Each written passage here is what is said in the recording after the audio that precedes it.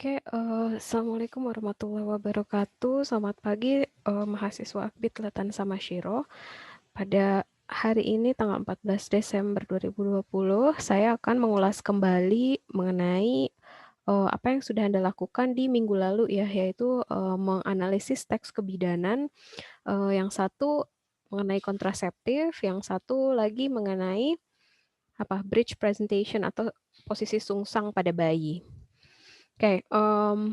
Kita mulai saja ya. Jadi sebetulnya kan memang ada beberapa pertanyaan yang harus kita cover ya. Di antaranya itu ada bagaimana sih positioningnya penulis, bagaimana bahasa yang digunakan, formal atau tidak formal, terus apalagi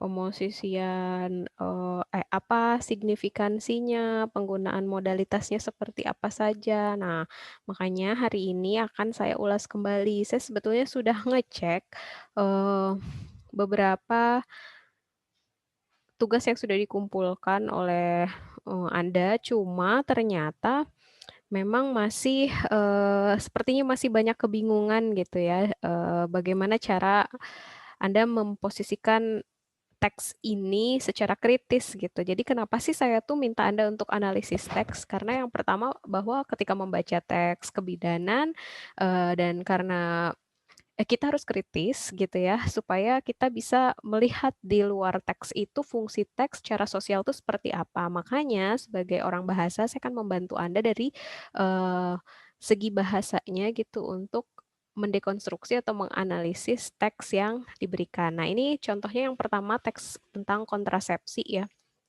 Yang pertama kan pertanyaan saya adalah voicing penulisnya bagaimana gitu. Mari kita lihat ya dan kita baca sekilas saja. Ini of course it is about the types of contraceptive ya. Ada IUD atau intrauterine devices. Kita baca dulu yang IUD. Levonorgestrel intrauterine system or LNG IUD. The LNG IUD is a small T-shaped device like the copper T IUD. It is placed inside the uterus by a doctor or a midwife. Bisa kayaknya ya.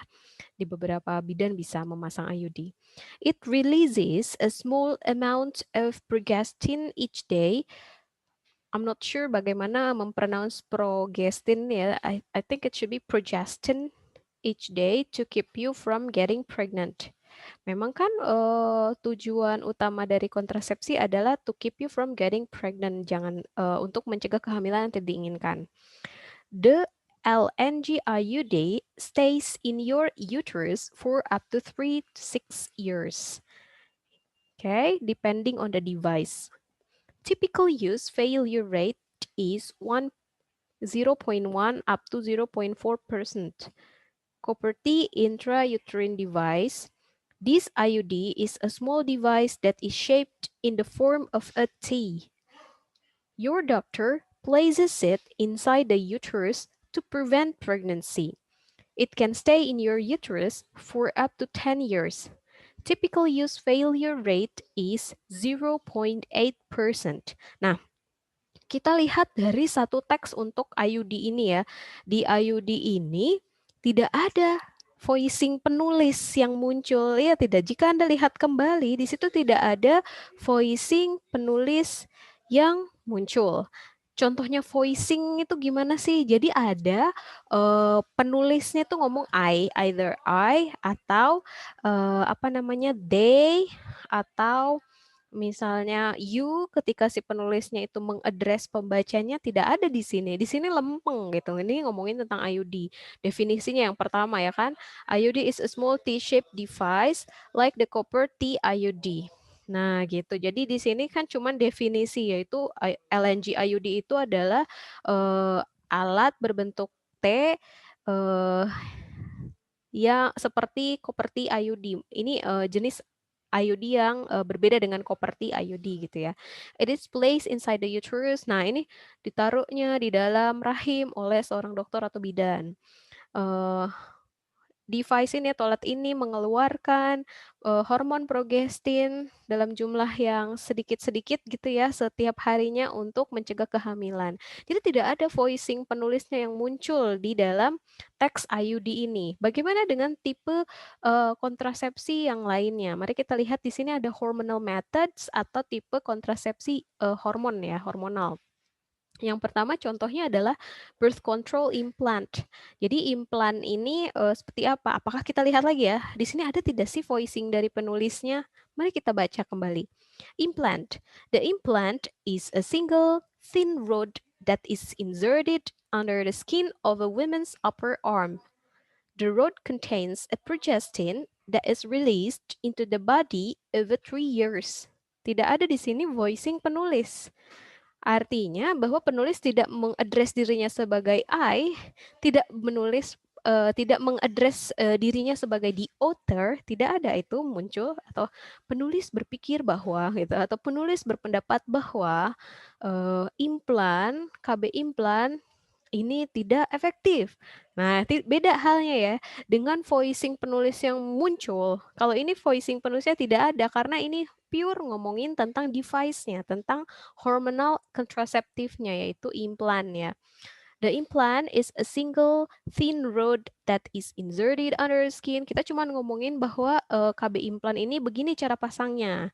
Itu ada alat yang dimasukkan ke bagian lengan atas perempuan dan isinya adalah hormon progestin yang dikeluarkan ke dalam tubuh kita selama 3 tahun kurang lebih. Nah, biasanya rentang gagalnya ini kemungkinan gagalnya itu adalah 0,1% gitu. Tidak ada voicing penulis di sini. Oke, jadi oke, kita cek lagi deh yang bawah-bawah. Coba ini kan tidak ada voicing penulis, tidak ada voicing penulis. Coba kita ke ini ya. Nah, ini ada metode fertility based awareness method, itu maksudnya metode kalender gitu ya. Kita sering mengenalnya dengan istilah metode kalender gitu. Oke, jadi kita lihat di sini. Your fertility pattern is the number of days. Pola kesuburan Anda adalah gitu. Jumlah hari dalam 1 bulan in the month when you are fertile, ketika Anda subur atau able to get pregnant, atau bisa saja hamil gitu, bisa hamil di situ ya. Days when you are infertile, hari-hari ketika Anda itu tidak subur, and days when fertility is unlikely, yaitu hari-hari ketika sepertinya kesuburan itu tidak pasti gitu. Ini masa subur atau enggak, kita tuh enggak yakin maksudnya. But possible, tapi mungkin aja kita berada pada masa subur. Jadi you are not sure about your fertility period. If you have a regular menstrual cycle, jika Anda memiliki siklus menstrual yang reguler, you have about 9 or more fertile days each month. Anda punya waktu 9 bulan atau lebih gitu ya. 9 hari atau lebih masa subur setiap bulan.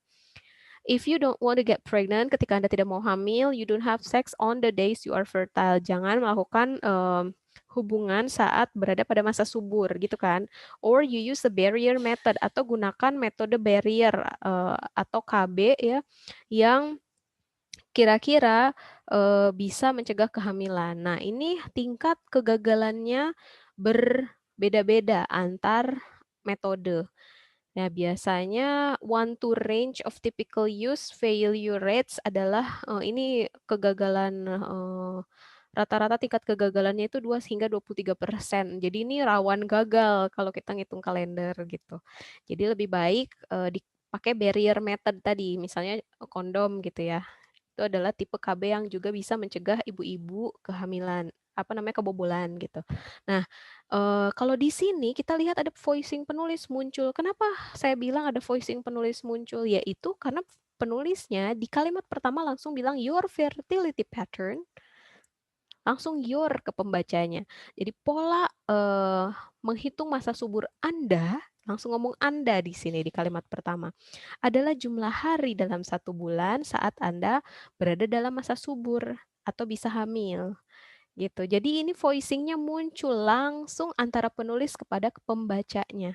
kita sebagai pembacanya atau saya sebagai pembacanya ketika membaca teks ini, itu langsung berasa, ngobrol dengan penulisnya, langsung dibilangin, masa suburmu itu adalah, jumlah hari di dalam 1 bulan di mana kamu merasa itu adalah masa subur kamu atau di mana kamu bisa hamil pada masa itu, gitu. Nah, jadi ada voicing penulis di sini, walaupun tidak muncul I, tapi penulis itu ngedress pembacanya sebagai you.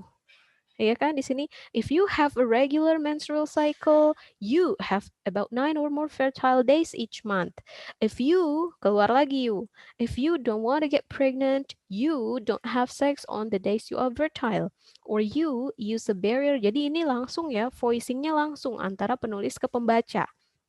Oke, jadi dalam teks ini ternyata range ada di atas itu berjarak antara penulis dengan pembaca, tapi di bawah-bawahnya kita masuk ke fertility awareness based methods itu mulai keluar voicing langsung antara penulis dengan pembaca. Coba ada lagi tidak? Lactational amenorrhea method atau metode menyusui, ya kan? For women who have recently had a baby, buat ibu-ibu yang baru saja melahirkan gitu kan, and are breastfeeding dan ketika sedang menyusui, the lactational amenorrhea method or LAM can be used as birth control. Memang kan begitu ya dalam dunia kebidanan sangat dikenal bahwa ketika kita sedang menyusui ASI eksklusif biasanya itu adalah metode alami kontrasepsi gitu. Ibu-ibu tidak akan hamil dalam periode menyusui eksklusif gitu kan. Can be used as birth control when 3 conditions are met. Di antaranya saat 1 aminor atau not having any menstrual period after delivering a baby, tidak sedang dalam masa menstruasi setelah melahirkan. Yang kedua, fully or nearly fully breastfeeding, sedang ASI eksklusif atau hampir menyelesaikan ASI eksklusif. Yang ketiga, less than 6 months after delivering a baby, yaitu kurang dari 6 bulan setelah lahiran. LAM is a temporary method. Metode ini, metode sedang menyusui ASI eksklusif ini adalah metode yang temporary atau tidak selamanya gitu ya. Of birth control, metode kontrasepsi yang sementara gitu ya. And another birth control method must be used when any of 3 conditions are not met. Dan harus ada tambahan birth control atau tambahan KB lainnya jika tidak mengalami 3 signifikansi ini ya, atau 3 indikasi ini. Yang pertama adalah amenor, sedang tidak menstruasi. Yang kedua adalah sedang menyusui eksklusif. Yang ketiga adalah tidak lama setelah 6 bulan ya. 6 bulan setelah, kurang dari 6 bulan setelah lahiran gitu. Kalau tidak ada indikasi seperti ini atau tidak mengalami 3 dari indikasi ini, maka gunakan KB lain gitu. Jadi memang sifatnya sementara. Nah ini penggunaan voicing penulisnya, kalau yang tadi kan langsung you ya, you artinya langsung kan antara penulis ngomong ke pembacanya. Nah kalau ini for women who have recently had a baby and are breastfeeding, ini lagi ngomongin women, ibu-ibu yang baru saja lahiran dan sedang menyusui gitu kan. Untuk ibu-ibu yang baru saja lahiran, nah itu nggak ngomong secara langsung kan, kecuali misalnya ibu, kalau ibu baru lahiran dan sedang menyusui, nah itu kan langsung ya voicing penulis ke pembacanya. Sementara di sini for women who have recently had a baby, untuk ibu-ibu yang baru saja. Jadi secara umum, ngedressnya tidak secara langsung. The lactational amenorrhea method atau LAM can be used as birth control when 3 conditions are met gitu kan. Jadi ini tidak secara langsung ngomongnya antara penulis dengan pembaca. Artinya gimana dalam satu teks ini kok ada beda-beda voicing gitu. Artinya bahwa dalam teks ini voicing penulis beragam. Memang boleh tergantung dari tujuan dari penulisan artikel ini untuk siapa dan apa media publikasinya. Kebetulan ini artikelnya saya ambil dari website mengenai kontrasepsi. Dan di website ini memang menjelaskan jenis-jenis kontrasepsi ya. Nah, kontrasepsi yang jika Anda lihat di atas ini kan kontrasepsi yang biasanya dipasangi di bidan atau di dokter kan. IUD biasanya dipasang oleh bidan, implan biasanya dipasang oleh bidan, shot atau injection biasanya dipasang oleh bidan, oral contraception diberikan atau, diresepkan oleh dokter gitu ya, dokter, terus dibelinya di apotik, tapi harus melalui konsultasi gitu kan. Itu, juga dari profesional gitu, dari healthcare provider atau dari petugas kesehatan gitu kan. Nah, eee, ini kalau kita lihat ya yang oral atau pil, metode KB pil itu menggunakan apa? A pill is taken at the same time each day if you. Ini langsung, kalau pil langsung. If you are older than 35 years, jika Anda lebih tua dari 35 tahun, berusia di atas 35 tahun dan merokok, have a history of blood clots, memiliki history penyumbatan darah or breast cancer atau kanker payudara, your doctor may advise you not to take the pill. Nah, ini berarti tidak disarankan bagi yang punya penyakit bawaan gitu kan, pil. Nah, ini juga diadres kombinasi ya antara tidak langsung ya kan, di sini combine oral contraceptive contain the hormones, ini ngomongin kontrasepsi artinya fakta. Terus a pill is taken at the same time each day. If you are older, ini baru langsung address dari penulis ke pembaca.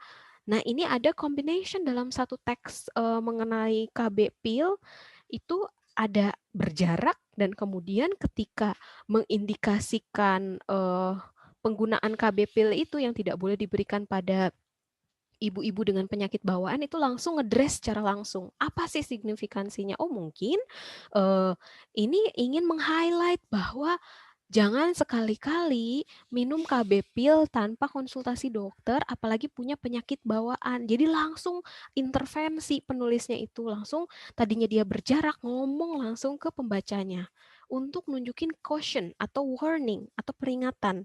Jangan sekali-kali mengkonsumsi KB pil tanpa konsultasi dulu ke dokter, apalagi punya penyakit bawaan jadi bahaya gitu kan intinya. Setelah itu coba kita lihat lagi berjarak lagi nggak?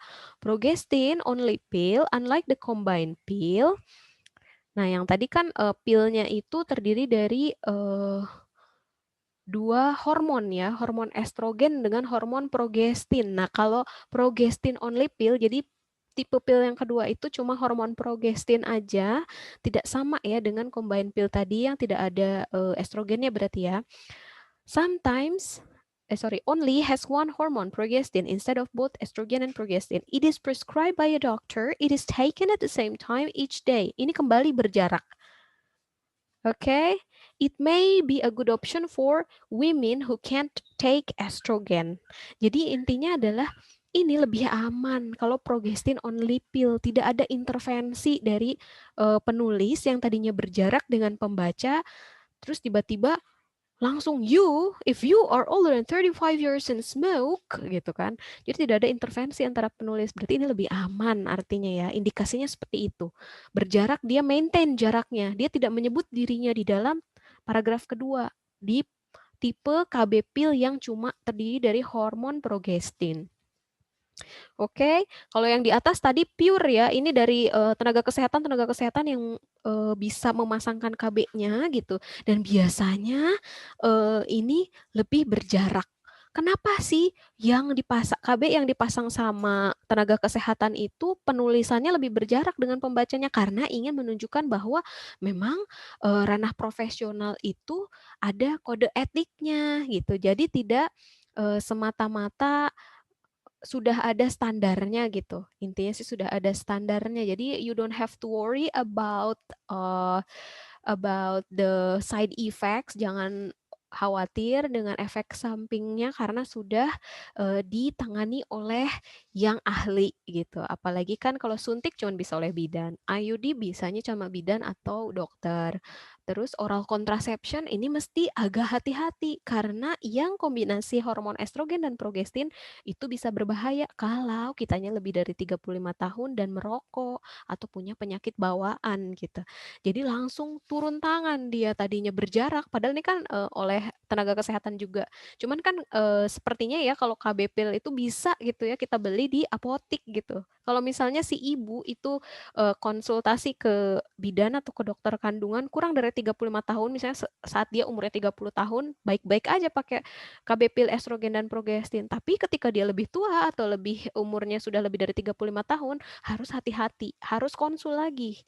Nggak bisa beli langsung ke apotek mau beli pil KB hormon combine antara estrogen dengan progestin. Kecuali kalau dia mungkin ingin mengkonsumsi yang relatif lebih aman, yaitu hormon progestin. Nah, ini yang relatif lebih aman, tidak ada penulisan, tidak maksudnya jaraknya tidak didekatkan dengan si penulis bilang dirinya I, dan dia ngedress Anda sebagai pembaca sebagai you, gitu.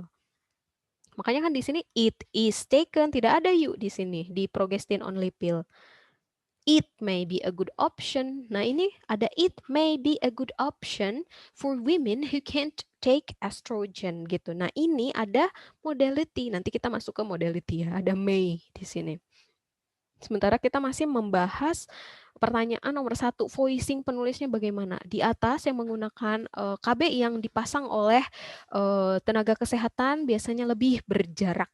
Kecuali tadi ya combine pill. Nah, ini patch, ini metode patch dipasang atau digunakan di bagian perut bawah, di pantat, dan di bagian badan sebelah atas, tapi tidak di payudara. Metode ini resepkan oleh dokter. Ini juga dilakukan oleh tenaga kesehatan. Tidak ada you di sini. Artinya ini relatif aman gitu ya. Kalau Anda berada pada pengawasan, berada di bawah pengawasan tenaga kesehatan yang memang ahli gitu, lebih aman. Kalau relatif lebih aman, tidak muncul lah itu voicing penulis secara langsung gitu. Kelihatan tidak polanya? Nah, beda dengan bawahnya. Ini barrier method ya atau male condom. Male condom ini digunakan oleh laki-laki yang menjaga sperma supaya tidak bisa masuk ke rahim gitu kira-kiranya ya. Ini dibuat dari apa? Bahannya latex ya. Jenis yang paling sering help prevent pregnancy di sini. Ternyata coba kita lihat, condoms can only be used once. You can buy condoms. Ini muncul lagi secara langsung. You can buy condoms, KY, jelly, or water-based lubricants at the drugstore. Jadi ini bisa dijual secara bebas dan bisa dibeli tanpa harus konsultasi dokter. Artinya, you keluar lagi di sini, tanggung jawab Anda sendiri. Penggunaannya mau bagaimana, itu jadi tanggung jawab sendiri. Gitu. Apalagi ini tidak boleh gitu ya.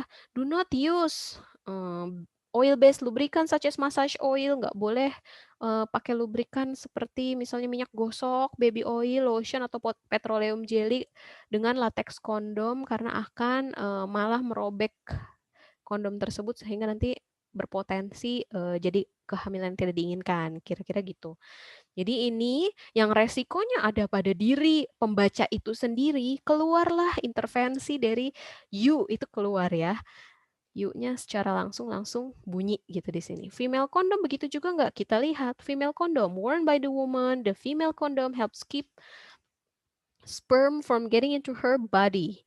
Ini her body, artinya bahwa perspektif ini dilihat dari kenapa ada her? Karena ini worn by the woman, dipakai oleh perempuan. Makanya di sini her body. Tidak serta-merta muncul begitu saja, tapi memang female condom ini untuk perempuan, makanya di sini pakai kata gantinya her. It is packaged with a lubricant and is available at drugstores. It can be inserted up to 8 hours before sexual intercourse. Typical use failure rate adalah 21% and also may help prevent sexually transmitted diseases atau penyakit seksual menular, STD itu. Nah, ini tidak muncul ya, tidak muncul di secara langsungnya ya, karena worn by the woman itu kan orang ketiga, ngomongin digunakan oleh perempuan dan membantu membarikade sperma supaya tidak masuk ke badannya perempuan, kira-kira seperti itu, pakai orang ketiga. Jadi ini tidak secara langsung ya untuk female based condom. Nah, ini fertility awareness method ini karena tingkat kebobolannya tinggi 2 hingga 23%, makanya yang harus bertanggung jawab adalah you yourself. gitu. Makanya keluarnya you dari awal, your fertility pattern. If you have, semua keluar you karena responsibility-nya ada di Anda. Kalau responsibility-nya ada di tenaga kesehatan dan Anda sudah melakukan sesuai dengan prosedur, artinya berada dalam pengawasan tenaga kesehatan dalam penggunaan KB-nya gitu. Itu relatif lebih aman gitu. Kalau relatif lebih aman tidak beresiko, tidak akan keluar secara langsung you addressing-nya gitu. Gitu. Jadi voicing penulisnya tergantung, ini beda-beda voicing penulisnya karena memang tergantung pada faktor risiko. Nanti risikonya seberapa besar sih kebobolannya gitu KB. Kalau misalnya besar, artinya yang harus lebih bertanggung jawab adalah you and yourself. Makanya keluar address-nya langsung dari penulis langsung ke pembaca. Ini juga sama, lactational amenorrhea method atau metode menyusui secara eksklusif. Itu merupakan tanggung jawab Anda gitu ya. Tapi relatif lebih aman kalau metode, karena ini kan memang sudah diklaim sebagai metode yang cuma bisa efektif sementara. Sementara pada saat periode menyusui saja dia efektifnya gitu. Makanya selama periode menyusui dan yang pertama ini kan ada indikasinya, yang pertama sedang tidak menstruasi, yang kedua sedang menyusui eksklusif, yang ketiga adalah kurang dari 6 bulan setelah lahiran gitu. Ini kan sudah secara gamblang gitu ya dijelaskan kondisi efektifnya itu seperti apa pada 3 kondisi ini. Makanya ini relatif lebih aman, tidak muncul suara si penulis kepada Anda sebagai pembacanya tidak langsung bilang you. Artinya ini relatif lebih aman. Jadi voicing penulisnya itu combination ya, a combination of langsung dengan berjarak. Kalau yang, saya ulangi lagi, kalau misalnya yang dipasang oleh tenaga kesehatan dan relatif lebih aman, tingkat kebobolannya rendah, itu biasanya aman. Apalagi kalau misalnya dengan pengawasan tenaga kesehatan yang ahli, itu biasanya tidak langsung you keluar. Sementara kalau misalnya tadi ya combine pill yang estrogen dengan progestin itu lebih tidak maksudnya tidak stabil gitu ya, dan bisa berbahaya kalau Anda umurnya lebih dari 35 tahun dan memiliki penyakit bawaan, itu kan bahaya banget ya, itu masuknya mengancam jiwa gitu ya, mengancam nyawa. Jadi muncullah dia intervene, yang tadinya berjarak dia muncul. If you are older than 35 years and smoke, have a history of blood clots or breast cancer gitu kan. Jadi langsung you stop di sini. Kalau kamu gitu. Jadi untuk mencegah ketidakhati-hatian dari pembaca. Terus yang berikutnya ada di barrier method, male condom ini bisa dijual bebas, artinya responsibility-nya ada pada pembaca. Makanya langsung keluar you. Ini kan? Mana lagi ya? Do not use oil-based lubricant gitu kan. They will weaken. Nah, ini kan secara langsung ya. Jangan gunakan lubrikan yang dibuat dari minyak gitu ya. Maksudnya jangan sembarangan gitu loh mengkombinasikan lubrikan yang ketemu di rumah, ada minyak gosok, baby oil, lotion, itu nggak boleh sembarangan gitu. Artinya responsibility-nya ada di Anda gitu. Terus berikutnya, ini kan yang female condom ini digunakannya berjarak lagi ya, tidak langsung you sebagai pembaca, tidak ada di sini, tidak dibunyikan adanya woman and her body. Jadi intinya ini kira-kira mungkin karena jarang ya yang menggunakan barrier method female condom, saya juga nggak tahu ya. Jadi dia tidak langsung apa namanya mengadres kepada pembacanya hati-hati gitu, nggak langsung kayak gitu. Kecuali yang male based condom tadi ya, karena lebih lebih umum digunakan oleh masyarakat mungkin. Nah, fertility awareness ini relatif lebih, oh iya sorry, fertility awareness atau metode kalender ini adalah responsibility Anda sepenuhnya, makanya keluar voicing-nya langsung gitu. Lactational aminor ini efektif selama ini ya, ada 3 kondisi yang harus dipenuhi dulu. Maka aman jika berhubungan di masa menyusui gitu. Karena masa menyusui itu sendiri merupakan metode kontrasepsi alami. Jadi voicing yang pertama, jawaban pertama untuk tes ini voicingnya beragam, langsung dan tidak langsung. Yang langsung menunjukkan bahwa memang metode tersebut perlu intervensi atau perlu warning dari tenaga kesehatan gitu. Jangan sembarangan kira-kira gitu. Terus yang tidak langsung dan berjarak itu biasanya adalah metode kontrasepsi yang dipasangkan atau melalui saran atau resep dokter atau bidan gitu. Itu relatif lebih aman gitu karena yang memasangkan atau yang melakukan, yang meresepkan itu ahlinya gitu, kira-kira seperti itu. Terus bahasa teks formal atau informal? Sejauh ini masih formal, tidak ada yang informal, semuanya formal. Kalau informal itu kayak yang tadi, yang kemarin saya tunjukin cara memandikan bayi gitu kan.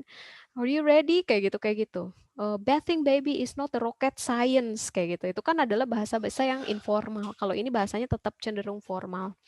Yang ketiga, adakah penggunaan modality? Nah ini sebentar, sebelum masuk ke nomor 3, kita jawab dulu yang pertanyaan nomor 4 ya. Apakah kalimat menggunakan bahasa yang sederhana atau kompleks? Nah, sederhana atau kompleks ini dilihatnya dari apa sih? Kemarin kan kita sudah membahas kalimat ya. Kalimat itu ada yang kalimat sederhana, ada yang kalimat compound, ada yang kalimat kompleks. Nah, maksudnya sederhana dan kompleks itu. Apa kalimatnya sederhana? Kalimat sederhana itu seperti Eva is beautiful, itu sederhana. Kalau compound, Eva is beautiful, but Mrs. Nur is not gitu. Ada but gitu. Dua kalimat sederhana digabungkan dengan conjunction but. Nah, itu adalah kalimat compound, sederhana ditambah sederhana. Lalu kompleks seperti apa? Eva is beautiful because she takes care of her body misalnya atau of her health gitu.